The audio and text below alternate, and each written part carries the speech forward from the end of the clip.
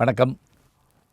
தமிழ் திரையுலகம் பேசத் தொடங்கிய போது அப்போது அறிமுகமான நடிகர்கள் எல்லோரும் அடிப்படையில் பாடகர்களாகத்தான் இருந்தார்கள். நாடக உலகத்தைச் சேர்ந்தவர்கள், பாடத் தெரிந்தவர்கள் இவர்களுக்குத்தான் திரையில் முக்கிய கதாபாத்திரங்கள், அதாவது கதாநாயகன் போன்ற பாத்திரங்கள் தரப்பட்டன. நகைச்சுவை நடிகராக இருந்தாலும், ஏன் வில்லன் நடிகரான டிஎஸ் பாலையா அவர்கள் கூட பல படங்கள் பாடியிருக்கிறார்கள். அதேபோல் கதாநாயகிகள் எல்லோருமே பாடத் தெரிந்தவர்களாக இருக்க வேண்டும். இப்படி இருந்த திரையுலகில் பாடத் தெரியாதவர்கள் எப்படி திரைக்குள்ளே வருவது என்ற ஒரு சூழல் இருந்தபோது, முதலில் ஒருவர் பேசலாம், வசனம் பேசலாம், பாடத் தெரியாவிட்டால் அவருக்கு பதிலாக நல்ல குரல் கொண்ட ஒருவர் பின்னணி பாடலாம் என்கின்ற முறையில் முதல் பின்னணி பாடகர் என்று சொன்னால் அவர் நம்முடைய திருச்சி லோகநாதன் அவர்கள்தான். சொந்த ஊர் திருச்சி. 1924ஆம் ஆண்டு மலைக்கோட்டைக்கு அருகே அவருடைய தந்தையார் நகைக்கடை வைத்திருந்தார் சுப்பிரமணியன் அவர்கள். அவருடைய குடும்பத்தில் பிறந்தவர் தான் நம்முடைய லோகநாதன் அவர்கள். சிறு வயதிலேயே பாடுகிற திறன் உண்டு. சாதாரண பாட்டில் உச்சஸ்தாயில் பாட வேண்டும். அந்த காலத்தில் பாகவதருடைய குரல் ஒரு இசைக்கருவி போல ஒலிக்கும் என்று சொல்வார்கள். இன்ஸ்ட்ருமெண்ட் அப்படின்னு நம்ம சொல்கிறோம்ல, அது மாதிரி இசைக்கருவி போல ஒலிக்கும்பாங்க. இவருக்கு அந்த மாதிரி உச்சஸ்தாயில் பாடுகிற தன்மை இருந்தது. இவருடைய ஆற்றலை தெரிந்து கொண்ட பல பேர் வந்தவர்களெல்லாம் பாட சொல்லி கேட்பார்கள். அப்படி இவர் பாடி திரைக்குள்ளே வந்தார். இவர் யாருடைய பாடலை அதிகமாக பாடினார் என்றால், அந்த காலத்தில் புகழ்பெற்ற மேதை, திரையுலகத்தில் ஜாம்பவனாக திகழ்ந்த ஜி ராமநாதையர் அவருடைய பாடலை பாடிக்கொண்டே இருப்பாராம். அவரே இவரை முதல் படத்தில் பாட வைத்தார். இவர் பாடிய முதல் படம் எது என்று கேட்டால் மந்திரிகுமாரி. எம்ஜி ராமச்சந்திரன் அவர்கள் ஜி சகுந்தலா ஜோடியாக நடித்த அந்த படம். ஆனால் அதில் முக்கியமான பாத்திரம் யார் என்று கேட்டால் வில்லன் பாத்திரமாகிய எஸ் ஏ நடராஜனும் மாதுரி தேவி அவர்களும் தான்.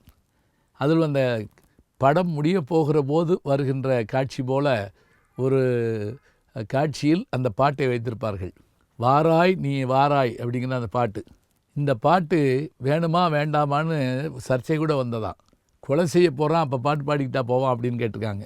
டைரக்டர் கேட்டாராம், டிஆர் சுந்தரம். அப்போ ஜி ராமநாதர் சொன்னாராம், இந்த பாட்டு வைப்போம், ரசிகர்கள் பிடிக்கலன்னு சொன்னாங்கன்னா பாட்டு எடுத்துருவோம் அப்படின்னு. படம் வந்தபோது அந்த பாட்டுக்காகவே எல்லோரும் பார்த்தாங்களாம்.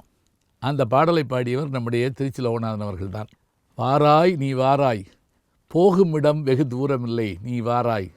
இதில் நீங்கள் அந்த எழுதியிருக்க வரியை பார்த்திங்கனாலே ஆச்சரியமாக இருக்கும்.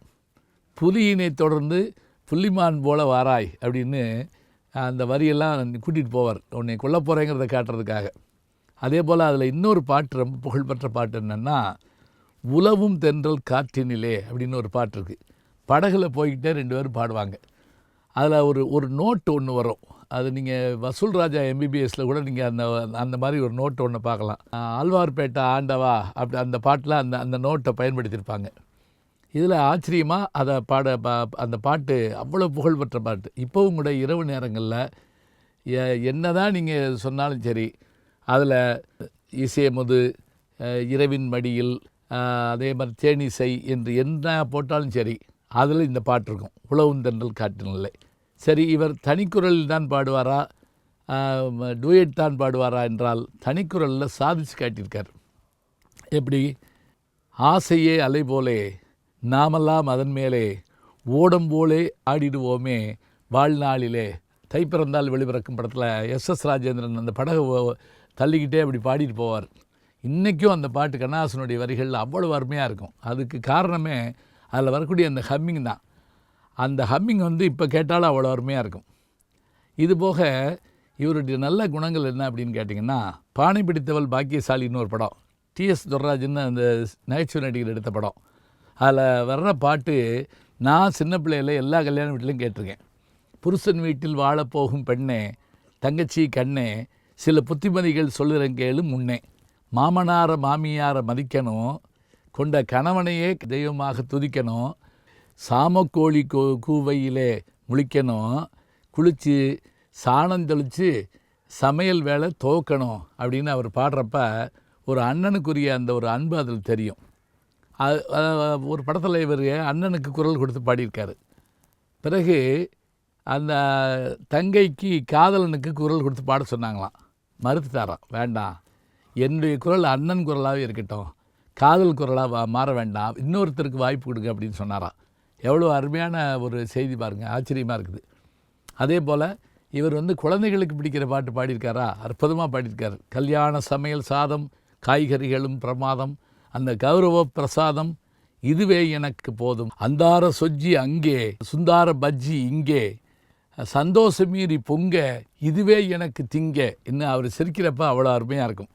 அதே போல் அவருடைய அந்த பாடல்கள் எல்லாமே அவ்வளோ அற்புதமான பாடல்கள், நிறைய சொல்லிக்கிட்டே போகலாம். சோகமாக இன்னும் சொல்கிறதா இருந்தால் வில்லனுக்கே அவர் பாடியிருக்கார். அதாவது ஆர்எஸ் மனோகர் அவர்கள் நடித்த படம் அது. அந்த படத்தில் அவர் பாடுற மாதிரி அடிக்கிற கை தான் அணைக்கும் அப்படின்னு ஒரு பாட்டு வரும். அந்த பாட்டில் அந்த குடித்தவங்க போதையோடு பாடுற மாதிரி பாடுற பாட்டு ரொம்ப அற்புதமாக இருக்கும். இது மாதிரி நிறைய சொல்லிக்கிட்டே போகலாம். எனக்கு ஒரு மகிழ்ச்சி என்னென்னா, அவருடைய மகன் தான் டிஎல் மகராஜன். சின்ன குழந்தையாக திருவருட் செல்வர் படத்தில் பாடியிருப்பார். அவரும் நானும் மலேசியாவில் பல நிகழ்ச்சிகள் பண்ணியிருக்கோம். அதேபோல் அவருடைய அடுத்த பையன் எல்லாருமே என் நண்பர்கள். எனக்கு தியாகராஜன், அவரும் எனக்கு குடும்ப நண்பர். இங்கே நாங்கள் எப்போ சுற்றுலா போனாலும் வெளியில் போனாலும் எல்லாருமா அந்த பழைய பாடல்களை பற்றி பேசிக்கிட்டே போவோம். இவருடைய பாடல்கள்லேயே எனக்கு ரொம்ப பிடிச்ச பாட்டுன்னு சொல்லி நான் டிஎல் மகராஜன் அவர்களை கூட பாட சொல்லி கேட்டிருக்கேன். என்ன பாட்டு அப்படின்னு பார்த்திங்கன்னா, கடவுளின் குழந்தைங்கிற படத்தில் இளந்தமிழா உன்னைக்கான இன்பம் பெருகுது, இதுவரையில் எனக்கு இருந்த துன்பம் குறையுது. இந்த பாட்டை ஒரு தடவை எங்கள் வீட்டுக்கு அவர் வந்திருந்த போது பாட சொல்லிவிட்டு என் நண்பர் கமலஹாசன் அவர்களுக்கும் ஃபோனில் கொடுத்து சொன்னேன். உடனே அவரும் கேட்டுட்டு ரொம்ப மகிழ்ச்சி அடைஞ்சார். இந்த பாட்டை நீங்கள் ஒரு முறை கேட்டு பாருங்கள், இவருடைய அருமை எத்தனை என்பது நமக்கு புரியும். அவர்களை பார்க்குற வாய்ப்பு எனக்கு கிடைக்கல. ஏன்னா அவர் 1989ஆம் ஆண்டு மறைஞ்சிட்டார். இருந்தாலும் கூட தமிழ் சினிமா உலகில் அந்த யூனிக் வாய்ஸ் அப்படின்னு சொல்லுவோம், அது மாதிரி தனக்கென ஒரு தனி குரலை வைத்துக்கொண்டு அந்த குரலில் சாதனை செய்து காட்டிய பெருமை அவருக்குத்தான் உண்டு. அதிலும் பல இடங்களில் டிஎல் மகராஜன் அவர்கள் பாடுகிற போது திருச்சி லோகநாதனே பாடுவதை போல நமக்கு தோன்றும். அத்தனை பெருமையுடையவர் திருச்சி லோகநாதன். தமிழ் திரைகளுடைய ஒப்பற்ற குரலுக்கு சொந்தக்காரர். நல்ல செய்திகளை நாளும் சிந்திப்போம், நாளை சந்திப்போம். அன்பிற்கினிய யூடியூப் நேயர்களே, நீங்கள் என்னோடு இன்னும் நெருக்கமாக தொடர்ந்து வர வேண்டும் என்று சொன்னால் இன்ஸ்டாகிராம், ட்விட்டர் போன்ற பதிவுகள்லையும் என்னை நீங்கள் தொடருங்க. பின்தொடர்ந்து வாருங்கள், நாம் எல்லோரும் முன்தொடர்ந்து செல்வோம்.